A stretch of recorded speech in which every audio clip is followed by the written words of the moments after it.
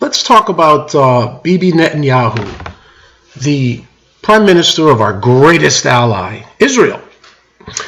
The rich country that we give $11 million a day of our tax dollars for some reason, I don't know. Okay? Bibi Netanyahu, great friend to Donald Trump and all the other presidents. In fact, he might as well be the de facto president of the United States because every politician bends over backwards for this guy and they lick his boots. So, go figure. I don't think they treat all our supposed allies that way. But he's under indictment. Not under indictment, he's under investigation by his own authorities for all kinds of fraud. This guy's a sleazeball, okay? He's going to bring us into World War III, and I believe he's going to do it because first of all, this guy he started the whole war on terror thing.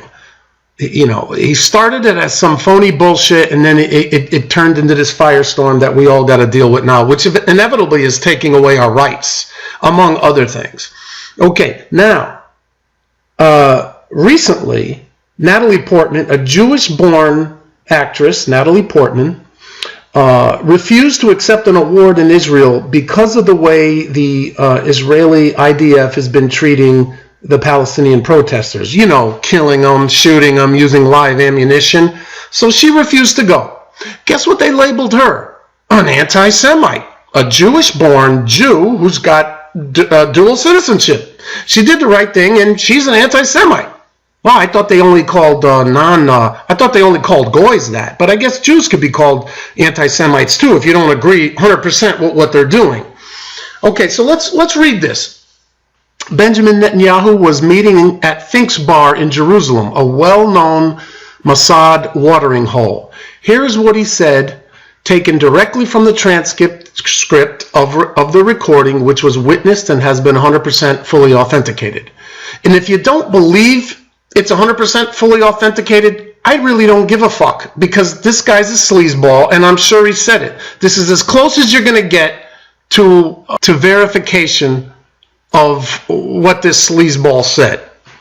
If we get caught, they will just replace us with persons of the same cloth. So it doesn't matter what you do. America is a golden calf, and we will suck it dry, chop it up, and sell it off piece by piece until there is nothing left but the world's biggest welfare state that we will create and control. Why? Because it's God's will, their God, which is Satan, and America is big enough to take the hit so we can do it again and again and again. This is what we do to countries that we hate. We destroy them very slowly and make them suffer for refusing to be our slaves. Now, this was verified. This is spy shit. They recorded him saying this back in 1990.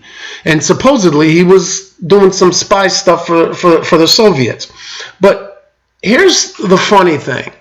This guy, basically, it's a prophetic thing, because if you look at it now, America is being eaten alive with debt and war and infiltration, communism, dumbed down people, and just problems that, you know, that are just compounding over and over again. This is not the same country that I grew up in, okay?